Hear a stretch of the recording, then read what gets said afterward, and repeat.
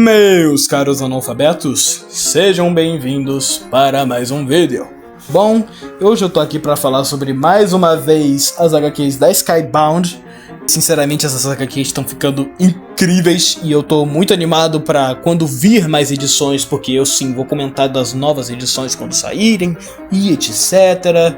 Mas no momento eu parei na edição 25 e etc. Mas eu queria comentar de um personagem específico que não me cativa muito nas mídias audiovisuais de Transformers, mas dentro desse quadrinho, dentro desses quadrinhos, realmente eu achei ele muito mais interessante. No caso, eu tô falando do Ultra Magnus. Nunca fui muito assim apaixonado pelo Ultra Magnus, eu nunca fui fã dele. Mas dentro dessas HQs, eles puderam me mostrar uma versão muito melhor do Ultra Magnus do que os desenhos puderam mostrar pra mim. Eu vou contar mais ou menos a trajetória do Magnus desde o início dessas HQs, mais ou menos, até a edição 22 ou 23, por aí. Eu não vou continuar depois disso, porque eu parei na edição 25 e vai ter spoilers das HQs, então se você não quer ver esse vídeo e quiser ler a própria HQ, mesmo que esteja só disponível em inglês, etc, beleza. Mas se você quiser continuar aqui, você é um ser humano muito legal. Mas enfim, eu sei também que a Arcee vira uma Magnus, não sei como, não sei porquê, mas ela vira uma Magnus, visual muito foda inclusive. Mas, enfim, então bora pro vídeo.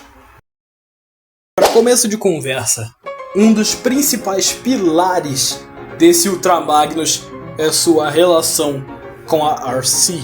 Ambos tinham uma relação de aluna e professor. O clã de Arcee, quando ela era jovem, foi completamente exterminado, mas Magnus a salvou e a treinou como se fosse a sua filha, mais ou menos. E eles tinham uma relação um tanto diferente, No caso, ela era a aprendiz de ferro do Ultra Magnus. É basicamente quando dois seres, um velho e outro jovem, começam a ter uma conexão, digamos assim que uma ligação mais ou menos, e é assim que começa um clã.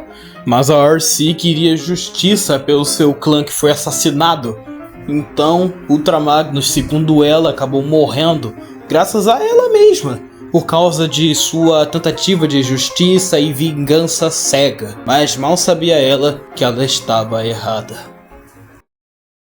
Os Autobots em Cybertron, liderados por Elita 1, estão tentando invadir uma base Decepticon, mas com muito, eu repito, muito esforço, Elita consegue invadir a base e, vasculhando o lugar, ela acha o corpo de Ultra Magnus completamente deformado.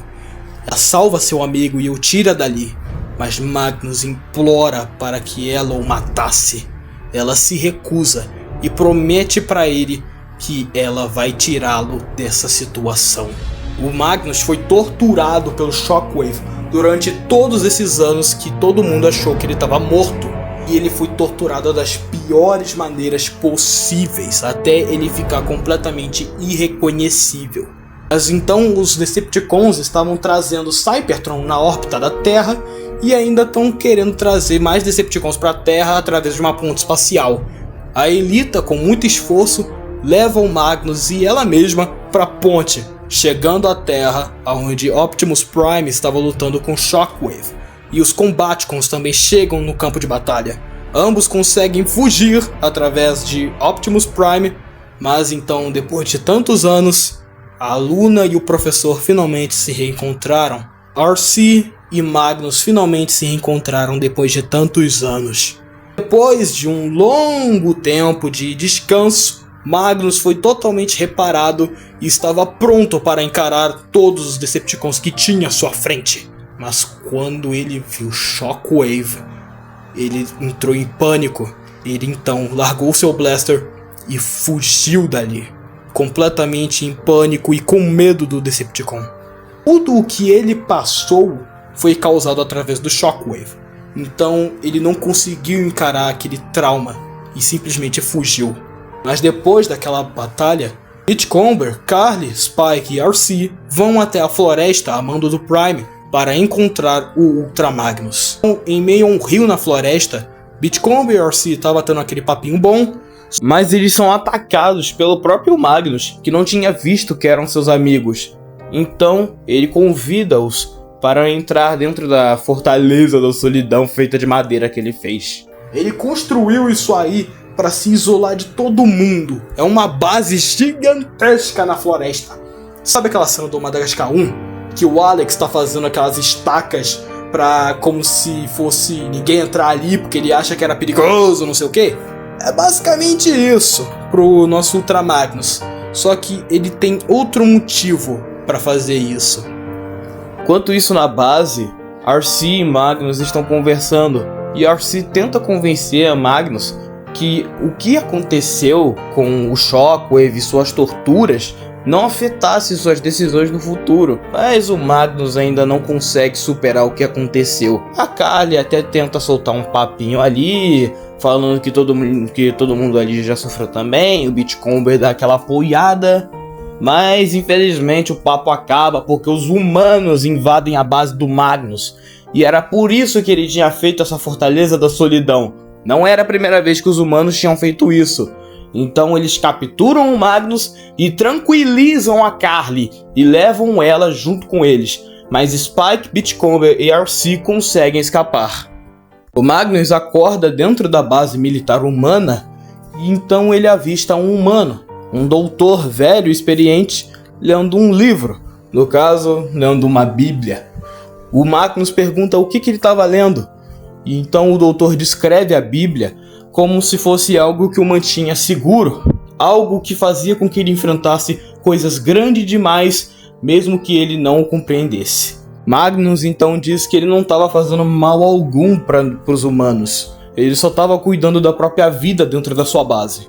Então ele pergunta o que os humanos vão fazer com ele dentro daquele lugar. E antes que o doutor respondesse, ele é interrompido por um de seus superiores. E o doutor tenta intervir nessa operação toda, pedindo para que ele não fosse explorado, que ele era um prisioneiro de guerra. Mas o seu superior só joga ele pra merda e então ele se retira. Mas o doutor se comoveu com as palavras e o que estava acontecendo com o Magnus. Então ele decide intervir. Ele liberta o Magnus, que escapa daquela base e leva a Carly junto, que tinha sido presa e estava sob interrogatório. E leva também o doutor que ajudou ele a fugir. Longe da base militar e agora seguros, Magnus pergunta ao doutor o que fez para que ele o ajudasse. O doutor diz que ele passou pela mesma coisa que o Magnus. Ele também foi torturado, ele também foi um prisioneiro de guerra. Magnus o pergunta o que fez com que o humano conseguisse continuar a viver. O doutor responde que ele tem pessoas que precisam com que ele continue vivo. Ele ainda o pergunta: você não tem nenhum desse tipo? Você não tem nenhuma pessoa desse tipo? Magnus então reflete, se transforma e diz: sim, eu tenho. Depois disso, os Autobots estão sendo completamente destruídos pelos Decepticons em Chicago. E eles estão se refugiando dentro de uma pequena base, onde o corpo de Optimus Prime está sendo mantido ali. Ele estava como se fosse num coma. Ele estava vivendo um sonho, onde ele tinha grande chance de não acordar mais. Então, o Magnus chega na base Autobot, chega ali e faz seu discurso. Ele diz que ele queria ser que nem o Optimus Prime, sempre se inspirando e querendo ser que nem ele. Só que ele não tinha a mesma bravura, ele não tinha a mesma coragem que o Optimus tinha. Ele não sabia ser alguém bravo, mas ele sabia uma coisa: ele sabia morrer. Então ele morreria pelo sonho do Optimus de um mundo melhor. Magnus puxa suas armas e lidera os Autobots nessa batalha final em Chicago, todos gritando o nome de Optimus Prime, lutando por ele para que seu sonho pudesse viver novamente. Então, na frente de batalha, ambas as facções se enfrentam numa grande batalha final. Mesmo que Ultra Magnus e seus irmãos morressem, eles estariam lutando pelo sonho do Optimus. E eles estariam lutando por aqueles que eles protegeram durante tanto tempo. Cara, eu simplesmente adoro esse negócio, esse desenvolvimento do Ultra Magnus, dele passando pelos traumas que ele teve na guerra com o Shockwave até esse momento, né, onde ele lidera os Autobots numa batalha contra os Decepticons. Esse é disparado pra mim o Ultra Magnus mais humano que eles já fizeram, sabe? Eu nunca vi um Magnus tão humanizado quanto esse, e eu realmente gostei muito dele. E simplesmente é praticamente minha versão favorita do Ultra Magnus. Mas enfim. Bom, então, finalizo o vídeo por aqui, espero que tenham gostado. Esse é praticamente o último vídeo que eu vou fazer nas férias, porque amanhã é minhas aulas. Então, provavelmente, a frequência de vídeos vai diminuir muito e vão ficar apenas para sábado e domingo. Mas quem sabe eu ainda consiga postar vídeos no dia de semana quando for carnaval, ou tipo, férias de julho, ou feriado. Nunca se sabe, minha gente, nunca se sabe. Mas enfim, eu agradeço a todos vocês, e eu sou o Lucas Antônio, e tchau!